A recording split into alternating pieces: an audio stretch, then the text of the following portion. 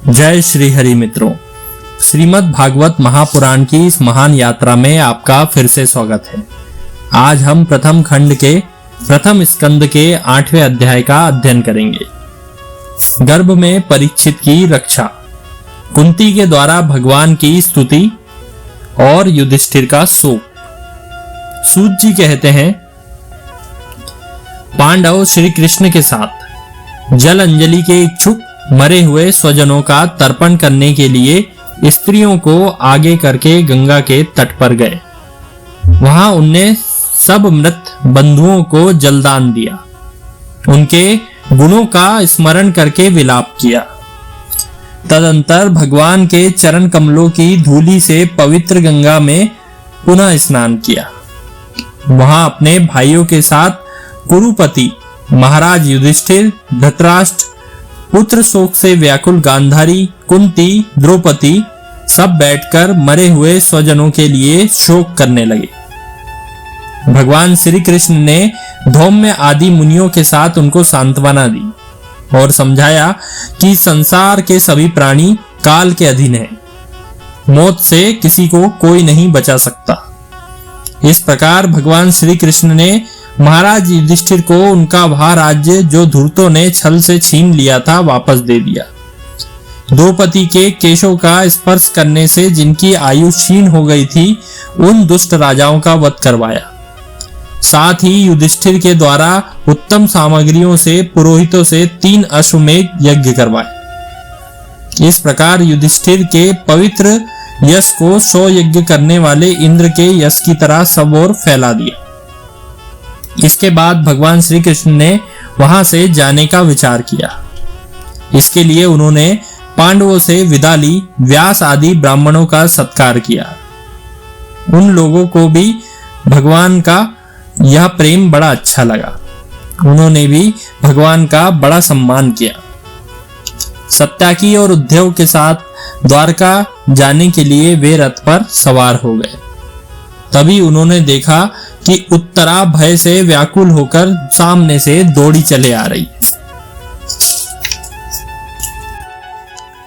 उत्तरा ने कहा, हे देवादिदेव जगदीश्वर, आप महायोगी है, आप मेरी रक्षा कीजिए। इस लोक में आपके अतिरिक्त मुझे अभयदान देने वाला कोई भी नहीं है। यहाँ पर सभी एक दूसरे की मृत्यु का निमित्त बन रहे हैं। आप सर्वशक्तिमान हैं। यह दहकते हुए लोहे का बाण मेरी ओर दौड़ा चला आ रहा है स्वामी। यह मुझे भले ही जला डाले, परंतु मेरे गर्भ को नष्ट ना करे, ऐसी कृपा करे।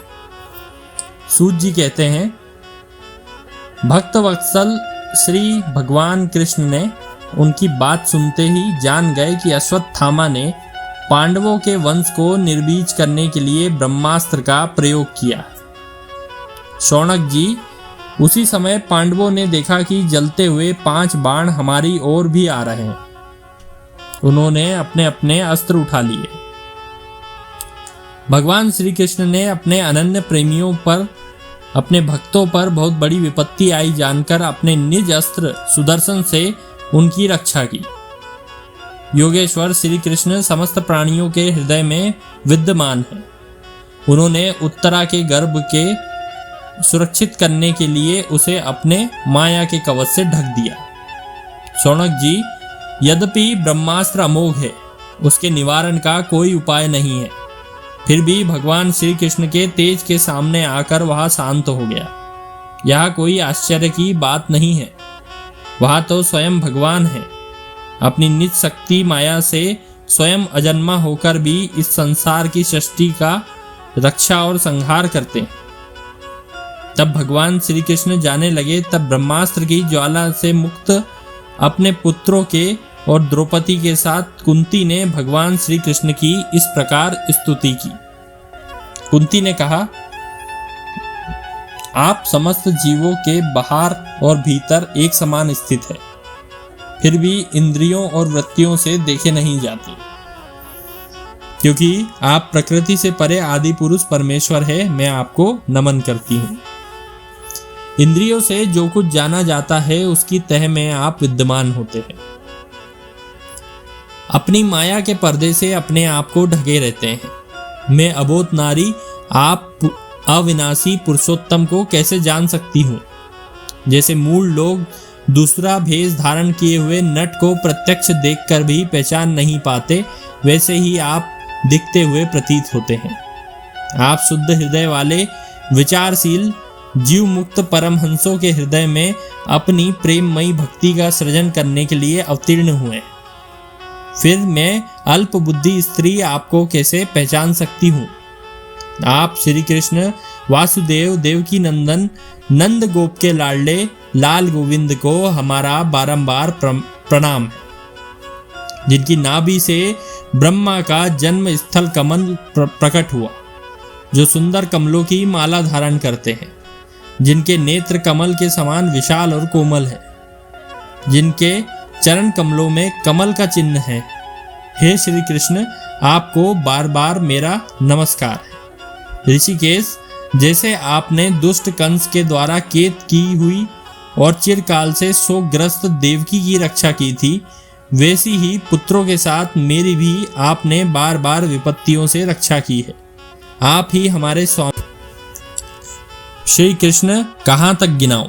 विष से, लाक्षाग्रह की भयानक आग से, हिडिंबा आदि राक्षसों की दृष्टि से, दुष्टों की धूत सभा से, वनवास की विपत्तियों से और अनेक बार युद्धों में अनेक महारथियों के शस्त्रों से, अभी अभी इस अश्वत्थामा के ब्रह्मास्त्र से भी आपने हमारी रक्षा की है।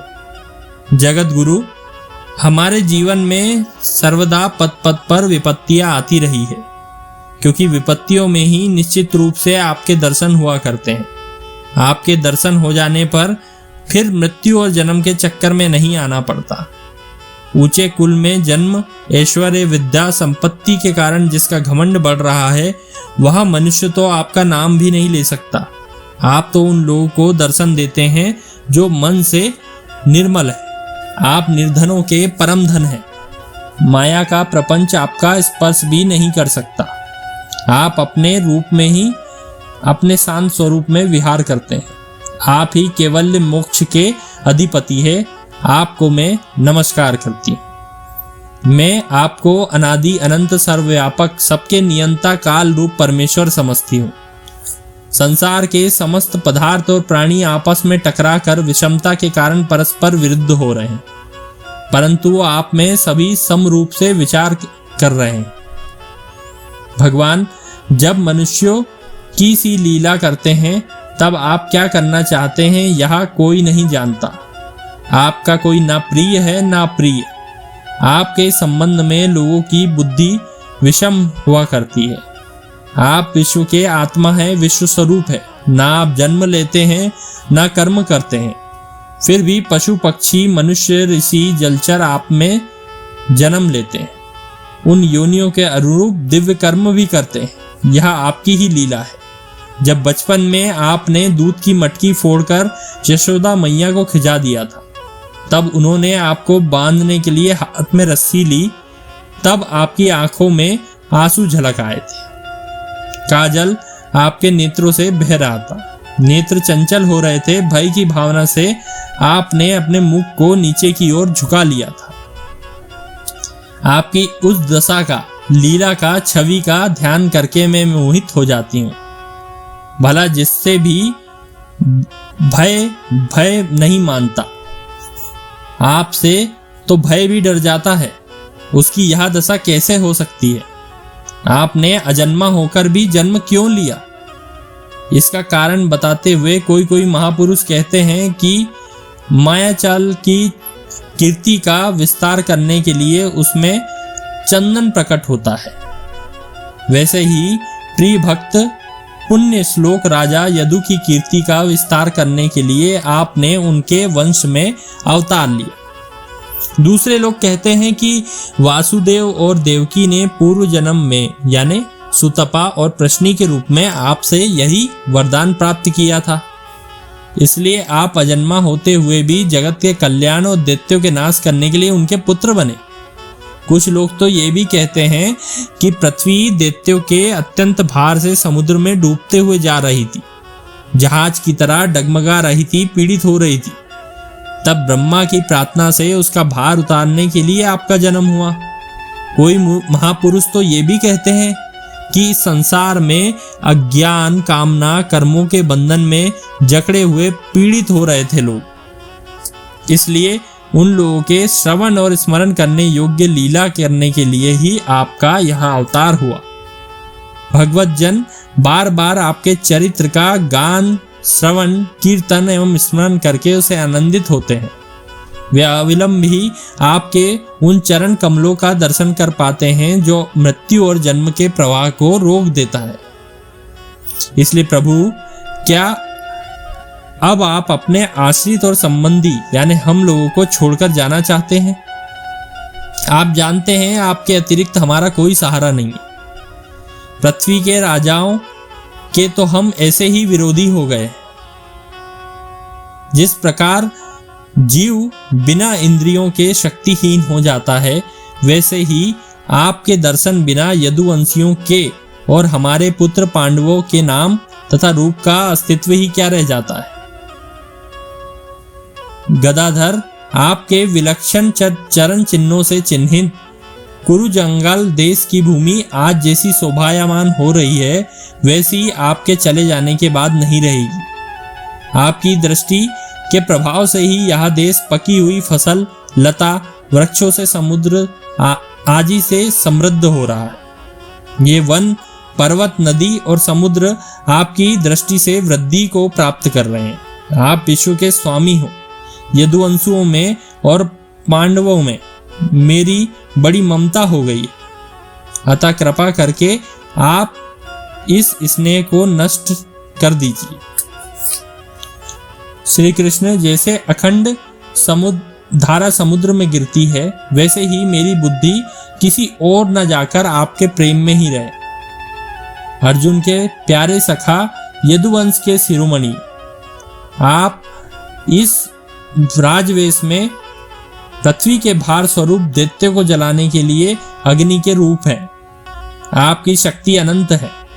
गोविंद, आपका यह अवतार गौ, ब्राह्मण और देवताओं का दुख मिटाने के लिए। भगवान, मैं आपको नमस्कार करती हूँ। सूत जी ने कहा, इस प्रकार कुंती ने बड़े मधुर शब्दों में भगवान की अधिकांश लीलाओं का वर्णन किया। यह सब सुनकर भगवान श्री कृष्ण अपनी माया से उसे मोहित करते हुए मंद मंद मुस्कुराने लगे। उन्होंने कुंती से कह दिया, अच्छा ठीक है, और रथ के स्थान से वे हस्तिनापुर लौट आए। वहां कुंती और सुभद्रा आदि देवियों से विदा लेकर अब वे जाने लगे। तब राजा युधिष्ठिर ने बड़े प्रेम से उन्हें रोक लिया। राजा युधिष्ठिर को अपने भाई बंधुओं के मारे जाने का बड़ा शौक हो रहा था। भगवान की लीला का मर्म जानने वाले व्यास आदि ऋषियों ने स्वयं अद्भुत चरित्र करने वाले भगवान श्री कृष्ण के अनेकों इतिहास कहकर उन्हें समझाने की बहुत चेष्टा की, मगर उन्हें सांत्वना ना मिली, ना उनका शोक मिट सका। शौनक आदि ऋषियों, धर्मपुत्र राजा युधिष्ठिर को अपने स्वजनों के वध से बड़ी चिंता हुई। वे अविवेक युक्त होकर चित्त से स्नेह और मोह के वश में पड़ गए और कहने लगे, भला मुझ दुरात्मा के हृदय में बद्धमूल हुए इस अज्ञान को तो देखो। मैंने सियार कुत्तों के आहार इस अनात्मा शरीर के लिए अनेक अच्छोहणी सेना का नाश कर डाला। अच्छोहणी का अर्थ होता है एक बहुत बड़ी सेना, जिसके अंदर 21,870 रथ, 21,870 हाथी, 1,09,350 पैदल और 36,600 घुड़सवार, इतनी सेना को अक्षोहिणी कहते हैं। आप सोचो, आप कितनी सारी उन्होंने सेना का नाश कर डाला, ऐसा वो कह रहे हैं। मैंने बालक, ब्राह्मण, संबंधी, मित्र, चाचा, ताऊ, भाई, इसने गुरुजनों से द्रोह किया है। करोड़ों वर्षों से भी मेरा नरक से छुटकारा नहीं हो सकता। यद्यपि शास्त्र का वचन है कि राजा यदि प्रजा का पालन करने के लिए धर्म युद्ध में शत्रुओं को मारे तो उसे पाप नहीं लगता, लेकिन मुझे संतोष नहीं होता स्त्रियों के पति भाई बंधुओं को मारने से उनका मेरे यहाँ जो अपराध हुआ है उसका मैं यज्ञ आदि के द्वारा मार्जन करने में भी समर्थ नहीं हूँ। जैसे कीचड़ से गंदला जल स्वच्छ नहीं किया जा सकता, वैसे मदिरा से मदिरा की अपवित्रता नहीं मिटाई जा सकती। वैसे बहुत से हिंसा बाहुल यज्ञों में से एक भी प्राणी की हत्या का प्रायश्चित नहीं किया जा सकता, इसलिए मैं अत्यंत चिंतित हूँ, ऐसा युधिष्ठिर महाराज ने कहा। इसी प्रकार हमारा 8वां अध्याय समाप्त होता है।